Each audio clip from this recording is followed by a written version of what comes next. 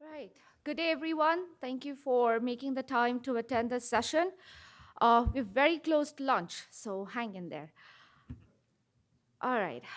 So just to begin, at a very high level, what we would be doing through the course of this discussion would be to assess the emerging trends with cloud adoption and their influence with data center architecture. We will begin by identifying the problem statement, defining the requirements, and then outlining the building blocks that constitute the solution. So let's start. A lot of slides there. Okay. So let's begin by taking a 10,000-foot view. What are data center networks built for? Short answer, applications. Now, what do applications fundamentally need from the underlying network? Amongst many things, agility and service continuity. So you're trying to leverage the best of all your available tools and resources to the fullest extent to accomplish these objectives. Okay, so where are we today? The need for public cloud adoption is pretty well known and familiar. So let's assess a few. You get the ability or the elasticity to burst into additional resources to address cyclic capacity needs, not to mention workload flexibility. You get the ability for consolidation and migration, so you can just lift and shift whatever you can to the cloud, which gives you cost savings. So public cloud offerings and leveraging that into your business is definitely a good idea, and we have tremendous proof of that. So what has changed? Where are we today? Why is there a need for a hybrid multi-cloud solution? Two important reasons. You don't want vendor lock-in with a public cloud offering. You don't want outage with a single public cloud to take down your entire business. Risk diversification. Second important reason, business applications do not conform to the one-size-fits-all. So you might have a lot of mission-critical revenue-generating applications. You could just be better off by keeping it on-prem, where you are in charge and in control, so you can build and manage resiliency as needed. You want cost savings, so you can move whatever you can onto not just one, but multiple public clouds. So you get a combination of a hybrid multi-cloud offering where you can leverage the different features for your diverse applications that each one of these public cloud providers have to offer. So cool. Now we have a very high-level understanding of what the basic goal is. So with that, let's try to understand some of the challenges involved. So clouds by default are disconnected environments. Each cloud offering or domain could be operating as an independent infrastructure in its own language. So to build a hybrid multi-cloud solution, at the very least, you need to find a way to connect all these different cloud offerings in a seamless way, simple enough that you are not incurring the overhead of managing each cloud domain separately. Big statement. So let's put an example to that point that we just tried to reinforce. In a heterogeneous or a diverse environment, it is very important for data to become information. You could have different teams that are trying to solve the same problem, but they are looking for information in their own context. So let's say while an application team is trying to solve a user problem where the web app can't talk to your database cluster, your networking team could be looking for that same set of data to get network-specific parameters to solve the problem. So visualization and interpretation of information that's applicable to your specific domain becomes important when you are dealing with a lot of variables. So now we kind of have an idea of some of the basic challenges involved with creating a hybrid multi-cloud solution. Let's try to understand the basic building blocks. So what does SDN have to offer? You hear it over and over again, but how does it change with an environment like this? So at the very least, what an SDN controller should do for you is give you a single centralized point of enforcement, whether it comes to provisioning, management, or security. So when you're dealing with different public clouds or your own different on-prem sites, you are not using different tools to manage each one of those domains. So while the SDN controller can take automation to the next level, it can give you that awesome provisioning you've always wanted, where you can deliver networking as a service through a point and click model. What is important to assess and understand are the technology choices you make into building that solution. If your design choices can be cross leveraged into building the design to establish connectivity on site as well as off site, you have lesser learning curve involved, you have lesser operational overhead, you're not doing 10 different things to solve 10 similar problems. So it becomes easy, and that's super critical when you don't know everything about everything. The centralized view. Why is this important? So, apart from provisioning and management and operations, of course, you want to get one unified view across all your different environments. It is also extremely important from a security enforcement perspective. Every time your workload moves to a different environment, you do not want to be reconfiguring security policies and security rules that track that workload. What you are getting through that centralized view is something that is application aware. You are not tied down to network coordinates. You are more service centric, not location centric. So that's an important piece to understand, especially when you are dealing with diverse environments, as in a multi cloud solution. Okay, good enough. So, with that big picture where we talked about provisioning, management, security, operations, let's get right down to it. What technology choices should you be making to build a design? You could have controllers, you could have automation, but it needs to use a language that is universal across your different environments. So, before we talk about the specifics, how you do this and how you do that, let's try to understand why we are doing this. If you are assessing something or if someone is selling you something, why should you even consider it? So, as a data center architect, what are you looking for? What are some of your desired technology attributes? You want something that is open and standard based. You do not want to be locked into a vendor proprietary solution. So, at the very least, you know what's going on. You have the insight to learn, and more importantly, to troubleshoot. You want something that's built for scale so that every few years you are not reinventing the wheel as you grow. You want something that you are familiar with and is inherently supporting resiliency. So you are not adding additional complicated configuration to account for fast failovers and better convergence. Most importantly, what you are looking for is design simplicity and architectural flexibility. So I come back to the point of using 10 different tools to solve 10 similar problems. Not only is this a learning curve involved, it becomes an operational overhead over time as you grow. So step back and think if you could leverage something you already know to be able to build connectivity across environments. And all of these are the selling points or the motivational factors for the adoption of EVP and VXLAN.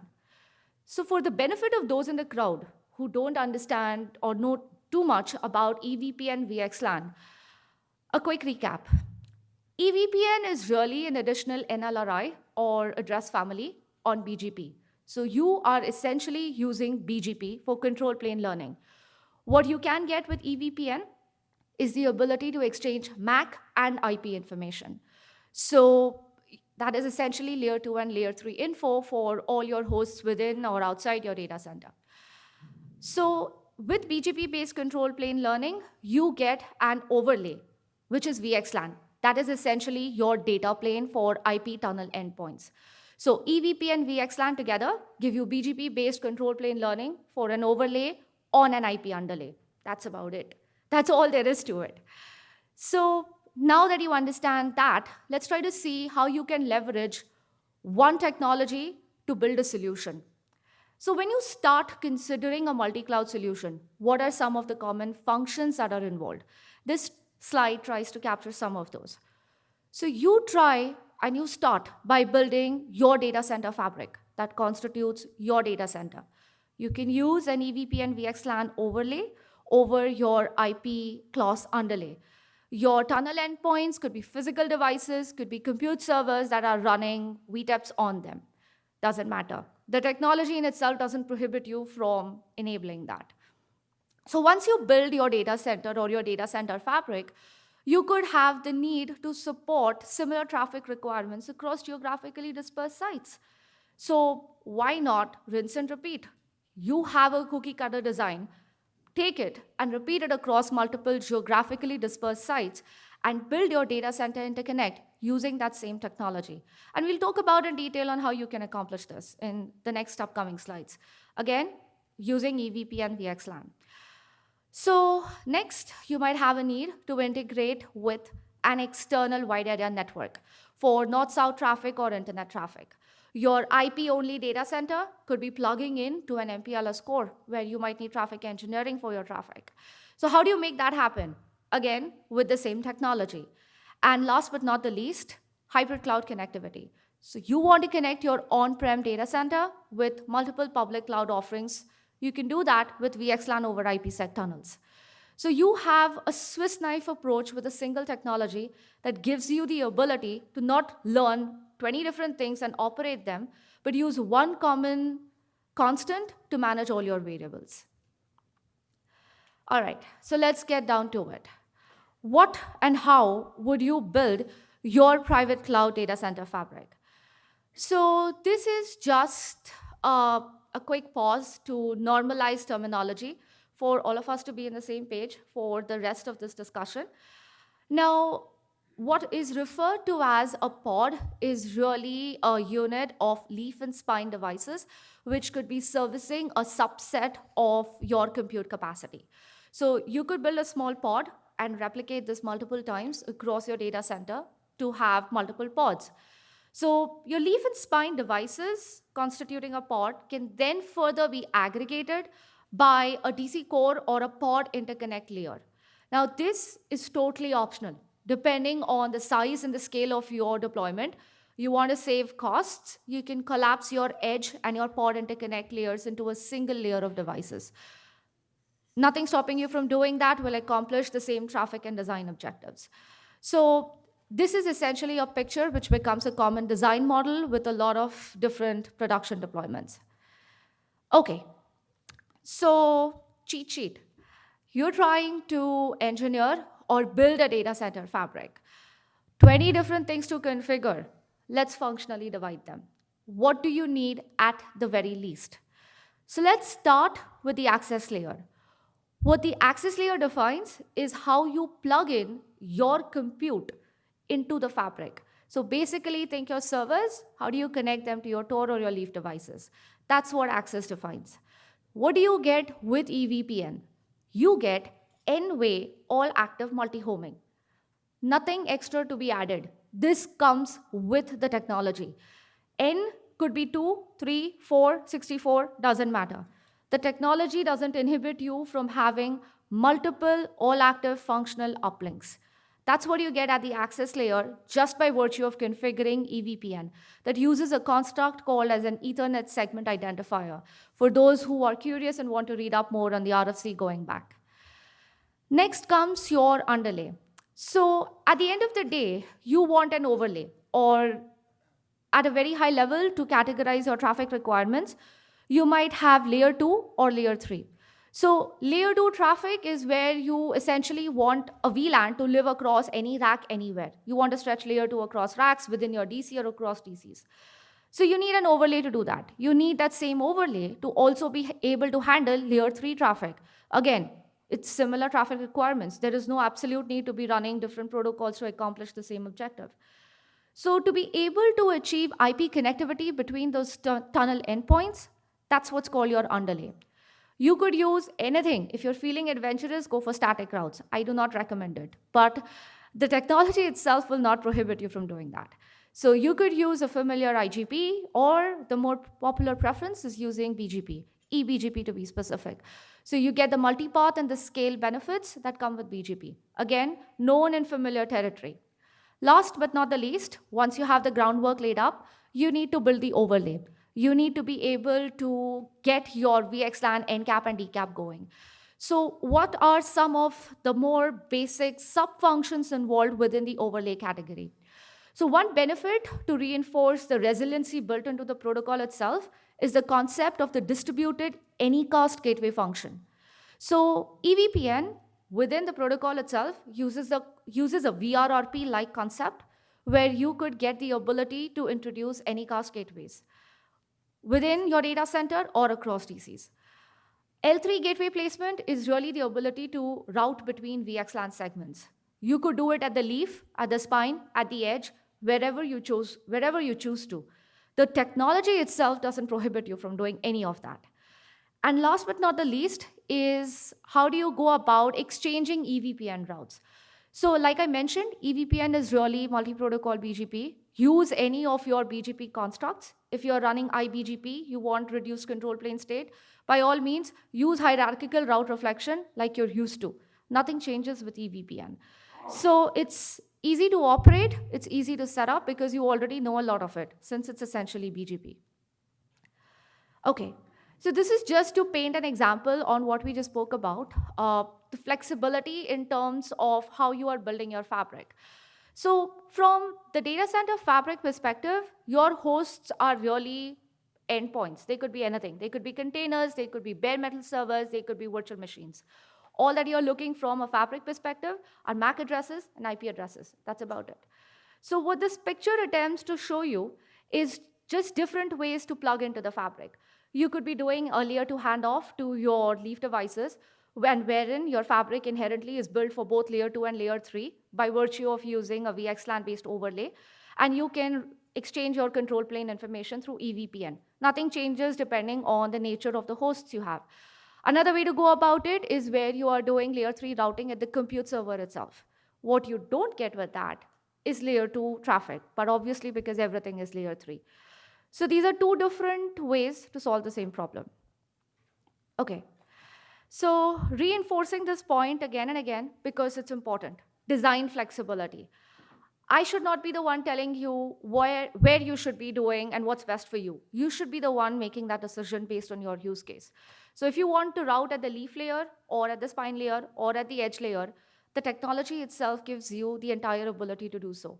Where you want to place your anycast gateway, where you want to enforce the integration to the WAN, all of that is totally your call based on the problem that you're trying to solve. Okay, that was Zoom. I'm just trying to make sure I'm on time. Now, let's begin with the more involved or intricate pieces. Building the data center interconnect. I am going to harp on the point of extending the same concept over and over again.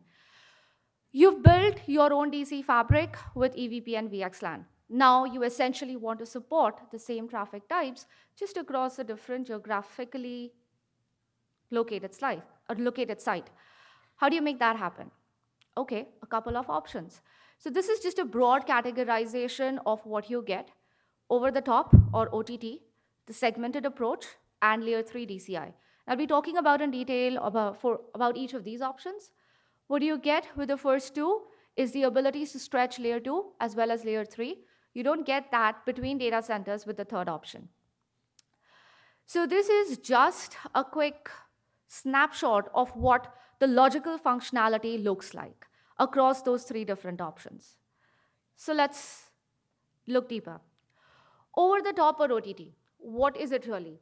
Not a complicated concept at all. What you are doing is extending your BGP session end to end across sites. So your control plane, which is EVPN, is extended across sites. Your data plane, which is VXLAN, is extended across sites. So you are providing for both layer 2 as well as layer 3 functionality. You could use iBGP or eBGP to enforce that same concept. Now, one important thing to remember when you're dealing with layer 2 traffic is the flooding scope. The scope of your data plane or your VXLAN tunnel determines the flooding scope of your bump traffic. So you need to be mindful of that, especially when you are stretching layer 2 across sites. So this model is extremely easy to configure, provision, manage. If you have a smaller deployment where you maybe are not stretching a lot of layer 2 VLANs across a lot of gazillion sites, this would definitely be the preferred option to go. So let's say you're trying to solve a tougher problem. You have a lot of layer 2 traffic across a lot of sites. What do you do then? So this is something which is evolving through drafts with EVPN, which really involves data plane stitching across your data center and WAN boundaries. So one important distinction between this model and the previous one is that your core does not have to be EVPN aware with the over-the-top model. Everything in between the two data centers is really just transit. It's just tunneling traffic across. Does not have to be EVPN or VXLAN capable. Segmentation approach, of course, is different. Here, each data center is an EVPN VXLAN boundary. Your data plane is confined at the edge of your DC. Your core needs to be EVPN aware because there is control plane and data plane stitching involved. So you could have an MPLS aware core and you could be traffic engineering your data as it travels from site to site. So you get that flexibility with this option. Because your data plane is confined within your data center at the boundary, your layer 2 flooding scope is limited. So it scales well. So if you have a lot of layer 2 traffic across a lot of sites, definitely a good option to consider. And in case I haven't mentioned, this is BGP. So you get data plane options. If you have IP, use VXLAN. If you have MPLS, use MPLS. There is nothing constricting you there. So layer 3 DCI really gives you the best of both worlds. You want layer 2 inside your data center, but you don't want layer 2 across your DCs. By all means, you have an option that benefits both. You do not have to have an EVPN aware core. Your data plane domain, again, is confined within the data center, so it scales well. I will talk about this a little depth because it's an important concept going forward in the subsequent slides. But EVPN supports different route types to exchange layer 2 and layer 3 information. So you could leverage one of these popular route types to build your solution. Again, you are not running 5 different protocols. You're using one protocol with different route types to be able to accomplish layer 2 and layer 3 traffic objectives. It's an important distinction because it's really a cross between a layer 2 and a layer 3 VPN technology. Okay, so let's talk about the next block or the next function. You want to integrate your EVPN VXLAN fabric into your WAN.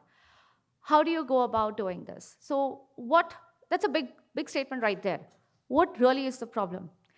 This is a snapshot of just it. So I'm just going to zoom out a little bit to make this simpler. EVPN really, like I mentioned, is a cross between a layer 2 and a layer 3 VPN technology.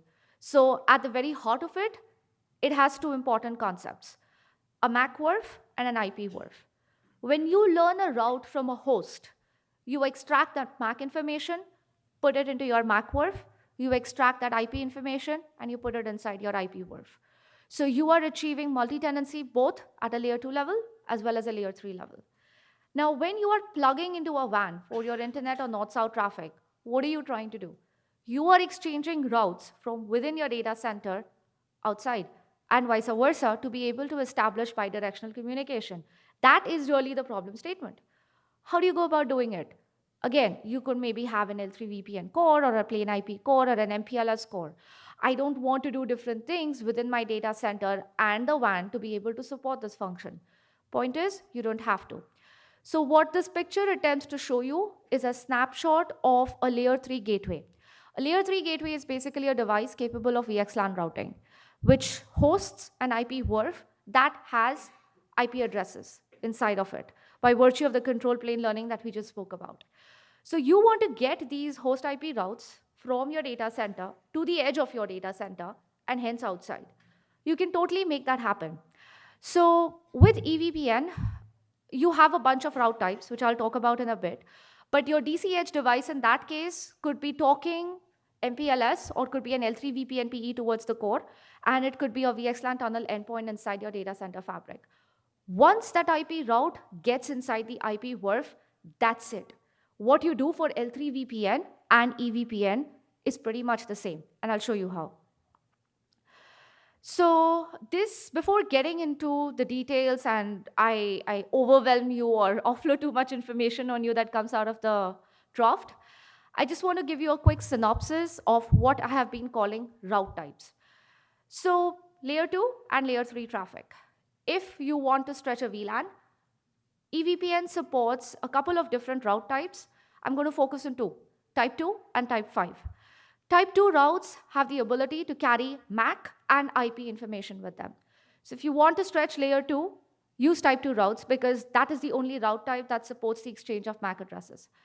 Now, if you want to just enable layer 3 or exchange IP addresses between two endpoints, you could use type 2 or you could use type 5. Now I'm going to focus on type 5, which is what this slide zooms into. Type 5 routes just carry IP information. Now, the draft specifies two different models or formats of the type 5 route.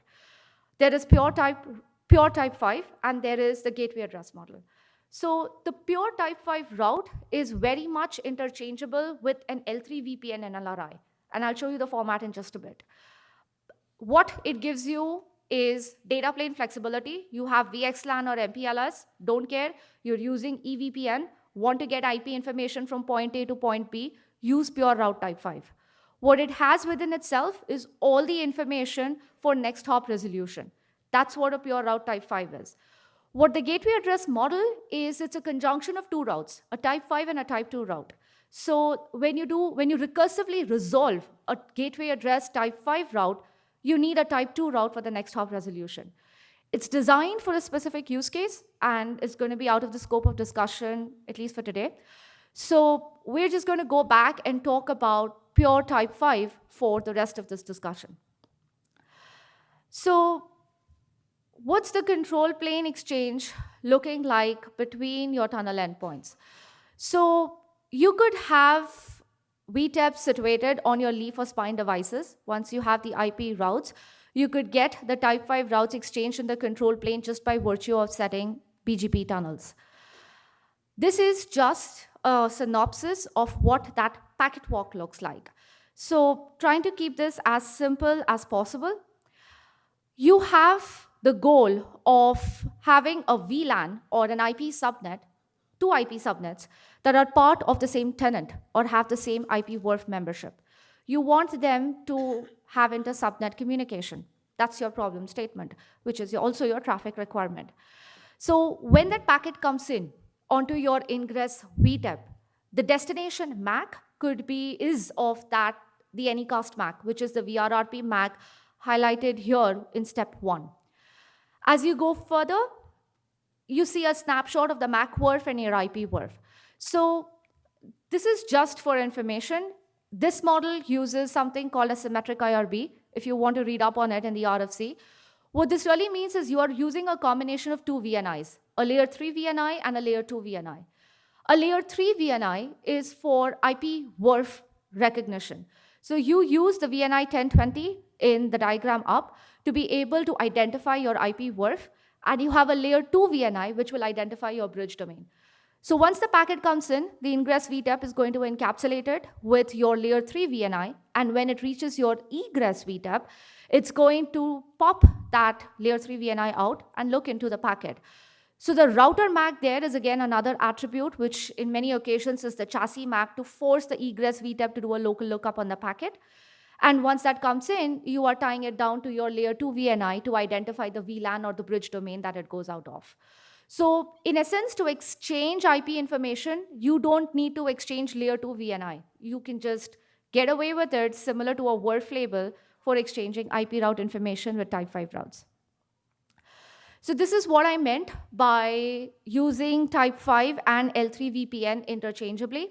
If you look at the route format, it's pretty much the same. You have a route distinguisher, a prefix, and an info.